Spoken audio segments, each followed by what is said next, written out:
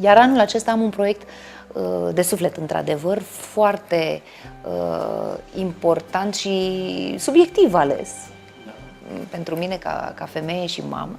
În momentul în care am devenit mamă, din ce în ce mai multe întrebări, interpelări din partea mamelor din toată țara au venit către mine, la început pe blogul meu, apoi și pe alte căi, și am pus pe picioare, lucrând de aproape un an și jumătate la asta, o idee care a devenit un proiect amplu dedicat mamelor aflate în dificultate.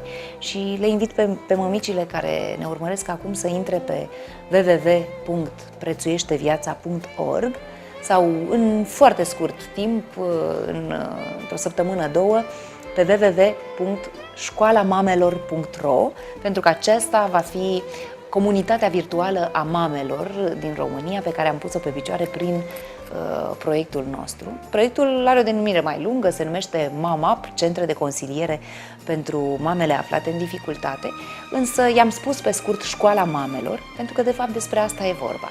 Avem experți pe domenii precum formare profesională, comunicare, sănătate, legislație.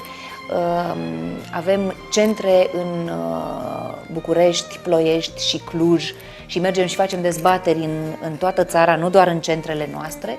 În cele 3 centre Estuar, pentru că Fundația Estuar ne este parteneră, mamele pot avea parte de consiliere psihologică, psihiatrică, ceea ce e foarte important pentru că trăim într-o vreme a stresului care ne duce uneori la decizii regretabile. Iată, sunt atâtea mame care decid să-și ia viața. Ce le determină să facă asta?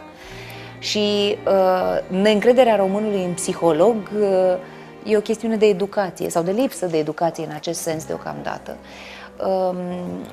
O ședință la psiholog la un psiholog pregătit, bine pregătit, cu ceva experiență în spate, costă cam 1,5 milion. Câte femei dau 10-15 milioane, pentru că trebuie să te duci de minim 10 ori ca să-ți rezolvi o problemă profundă, da? Câte femei pun deoparte o sumă ca aceasta pentru a se duce la psiholog, din buzunarul familiei, să spun așa. Întotdeauna există alte priorități. Întotdeauna soțul va spune: exagerezi, 15 milioane ca să mergi tu la psiholog? Avem atâtea nevoi, copiii noștri merg la școală. Așadar, e un sprijin real pentru mame și găsesc detalii pe site-urile pe care tocmai le-am menționat. Vom organiza și cursuri de formare profesională pentru femeile care vor să acceadă, să facă un pas înainte în cariera lor. Asta se va întâmpla peste 2-3 luni, vor găsi detalii de asemenea atât pe televizor, pentru că va exista spotul TV care le va informa, cât și pe site-ul nostru, cât și în interviurile pe care le voi acorda. Va fi și un program interactiv? E un program, da, e un program interactiv. Comunitatea aceasta virtuală a mamelor, numită școalamamelor.ro, va avea și forum, specialiști care vor răspunde întrebărilor mamelor, multă informație pe diverse domenii. Va fi un loc unde mamelor să le facă plăcere să discute între ele, să discute cu noi, să afle informații și cam tot ce le este necesar.